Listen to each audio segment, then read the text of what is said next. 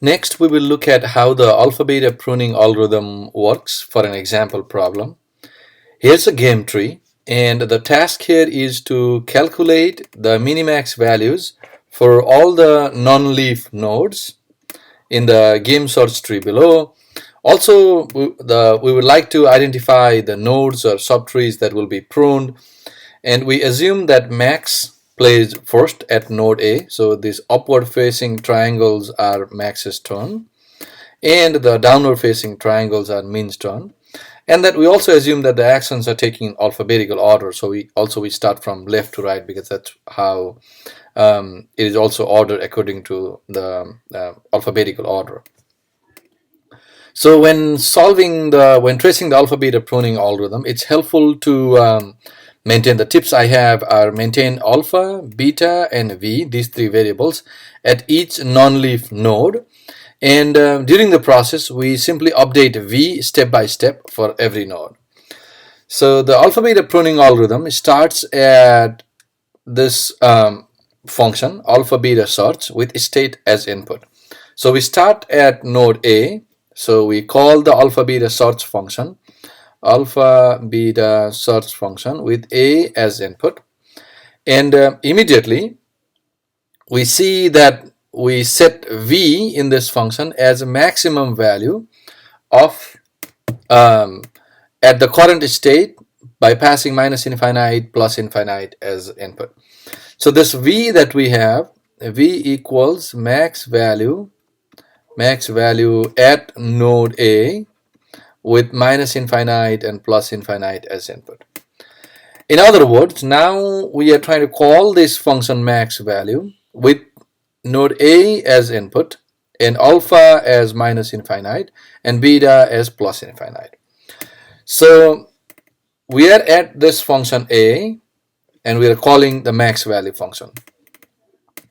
When we are doing this, we initialize, as you can see here, alpha and beta. We initialize alpha equals to minus infinite and beta equals to plus infinite. We check if A is a terminal node or not. Is A a terminal node? No. So then we set v equals minus infinite. So like I said, maintain alpha, beta, and v for each node. So v then equals to minus infinite. Then we look at all the possible actions that we can take at this node. For each possible action at this node, the three possible actions are going to B or C or D. So we start with the first action, and since we explicitly say that we take actions in alphabetical order, we consider the action of going to this node B. So then for the first action of going to B, we set V equals, so now we are at this node alpha, V equals maximum of current V. So V is now equal to maximum of current V, which is minus infinite, and min value, so min value at the resulting node of taking this action. So the result of going to B, so this evaluates to B, but then we call the min value function with B as input and alpha and beta. So currently alpha and beta are infinite and minus infinite and infinite, and then we go to this function B. So then from this, we are saying min value at node B with minus infinite and plus infinite as input. So that means before we can compute this max value at this node, we now need to compute the min value at node B. So this takes us to node B, where we need to compute the min value. So that means we go to min value. At this node, we have alpha and beta both equals minus infinite and plus infinite. So our alpha is minus infinite and beta is plus infinite. We check if B is a terminal node or not. It's not. So then we set V equals plus infinite. So V equals plus infinite. Then we look at, so this acts like a DFS where we look at the first node, then we look at the first possible child, and then we will go deeper down to check the next child. Just like the way DFS works, we go deeper first and then roll back up.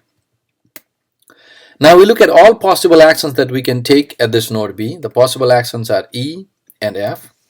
So let's look at the first action of going to E. Once again, we process alphabetically. V equals minimum of current V. So then this V equals minimum of current V, which is infinite, and max value at the resulting node. So max value at the resulting node, in this case the resulting node is E.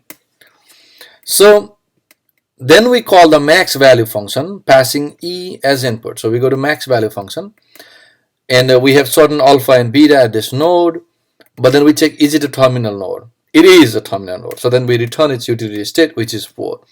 That means this gets replaced with a 4. So then V is minimum of infinite and 4. So V gets updated to 4 at node B. So we were in this loop. We finished taking this action. Then we check, is V less than or equals to alpha or not? So V is 4. Is 4 less than or equals to minus infinite? No, we don't return anything. Then we update beta equals minimum of current beta and V. So beta is minimum of infinite and 4, which makes it 4. Now we finish the first action. We loop again to check if there are any more actions. There's the next action going to F.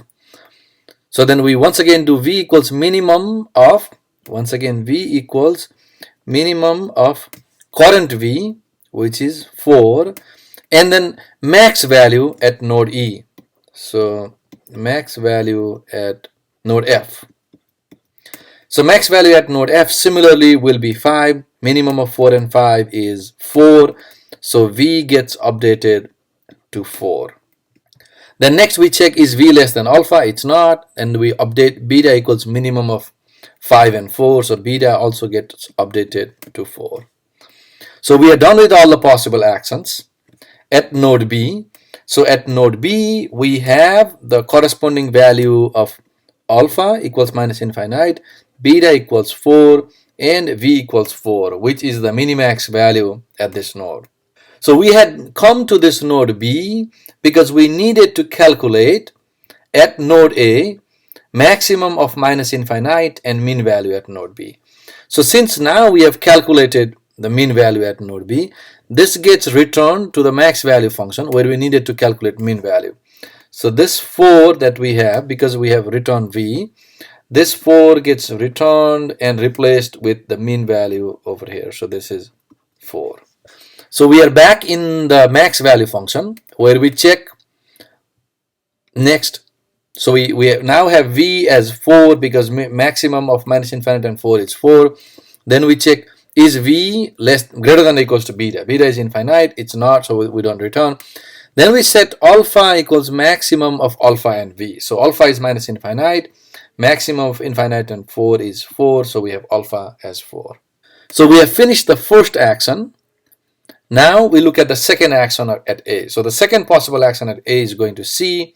Once again, what we do is we set V equals maximum current V and mean value. So now our V will be maximum of current V, which is 4, and mean value at node C. Now this is where many students make mistake. At this node now alpha is 4 and beta is infinite. This is something that you have to keep in mind. So now when we call the mean value function at node C, the resulting node at this place is C, then when we pass alpha and beta, our alpha is 4 now and beta is infinite.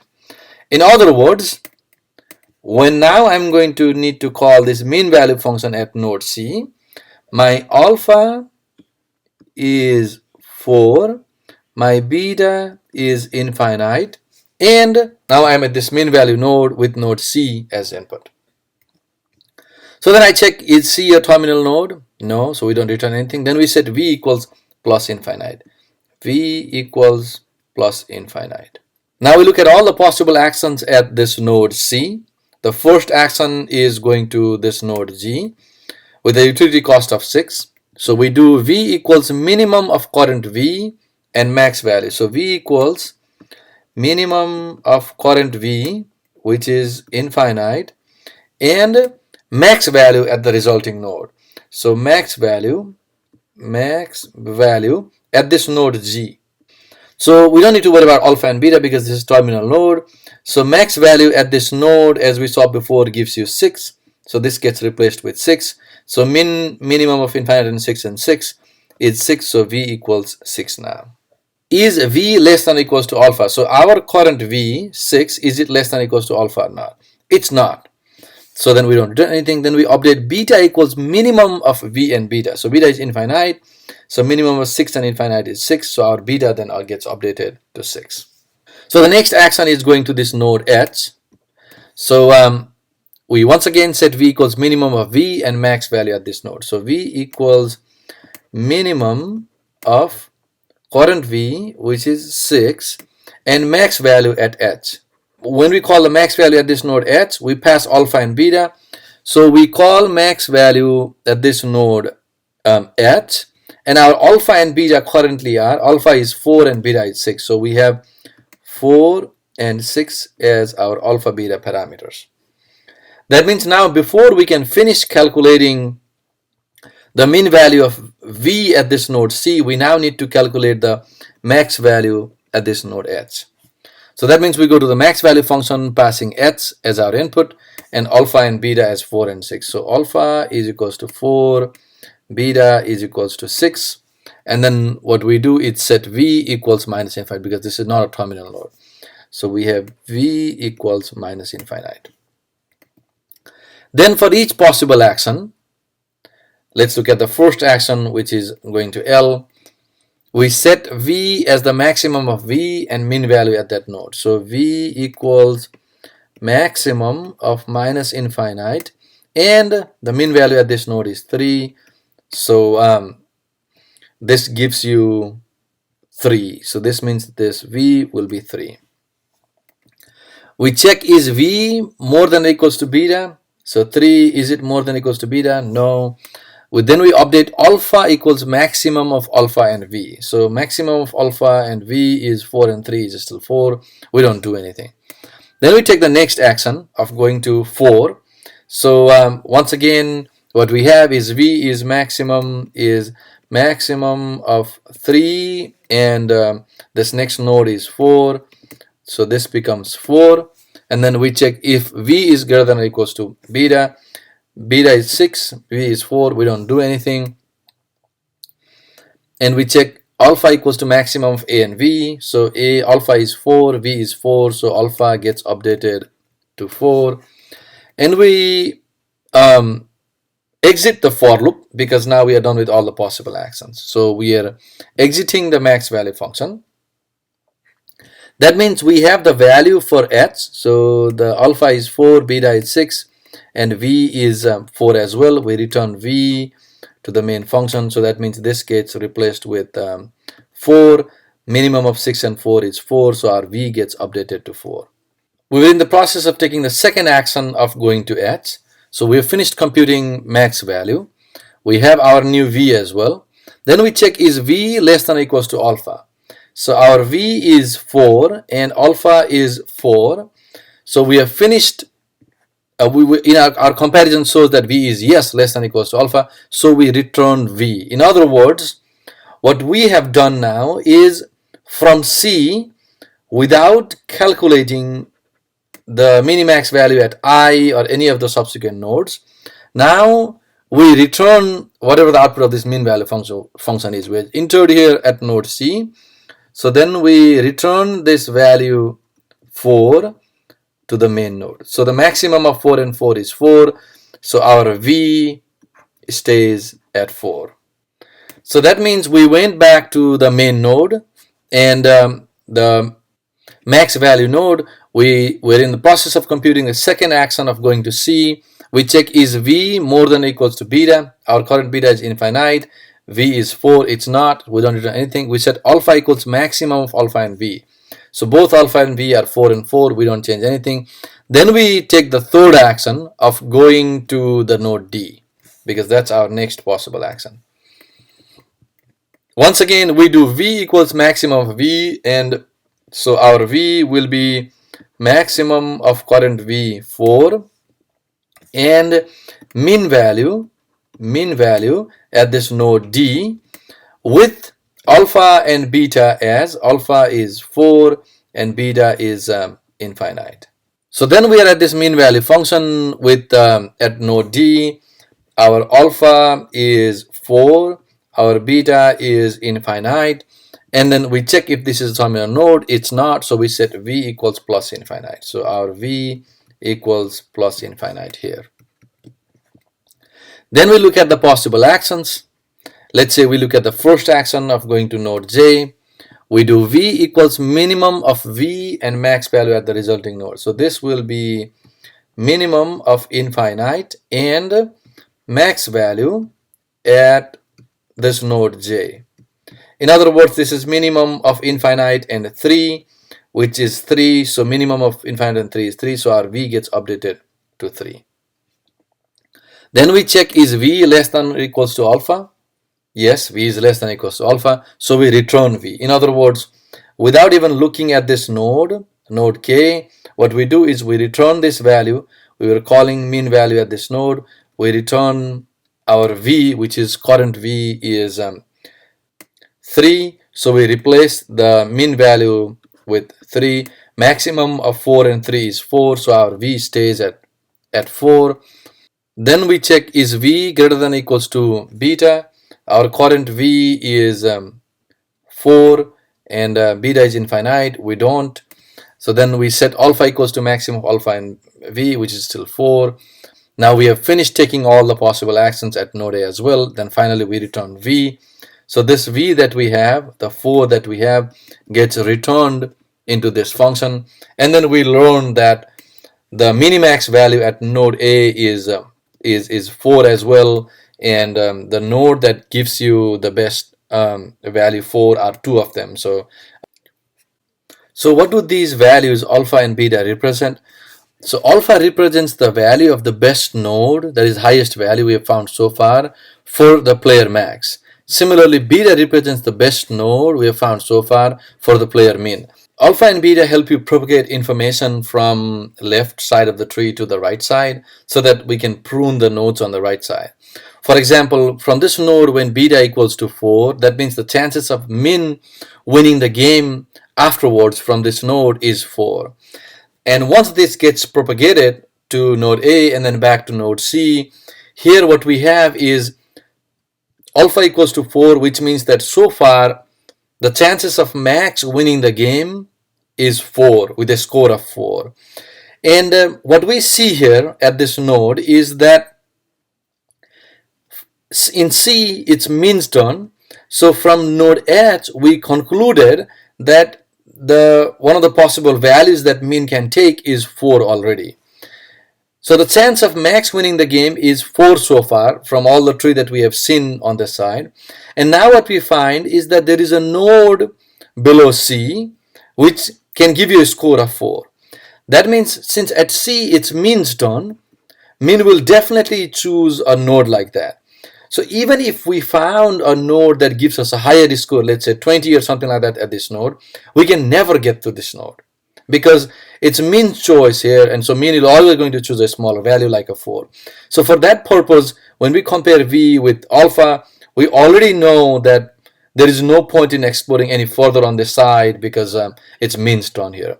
So in this way, alpha and beta help you propagate information from left to right, keeping track of what's the maximum chances of alpha, the max winning the game, and min winning the game, so that we understand when to prune or when not to process the remaining parts of the tree. In summary, in this chapter, we saw that a game can be defined by initial state, the legal actions possible in each state, the result of each action, what happens, transition model, a terminal test, and the utility function that applies to the terminal test. So these are the components that we need to define a game. Also, in a two-player zero-sum games with perfect information, the minimax algorithm can select optimal moves by using a depth-first search of the game tree. The alpha-beta search, which is basically an extension of the minimax algorithm with just pruning added to it, computes the same optimal move as the minimax algorithm but achieves much greater efficiency, almost double efficiency, by eliminating subtrees that are probably irrelevant. You can practice more of the alpha beta pruning algorithm at this website.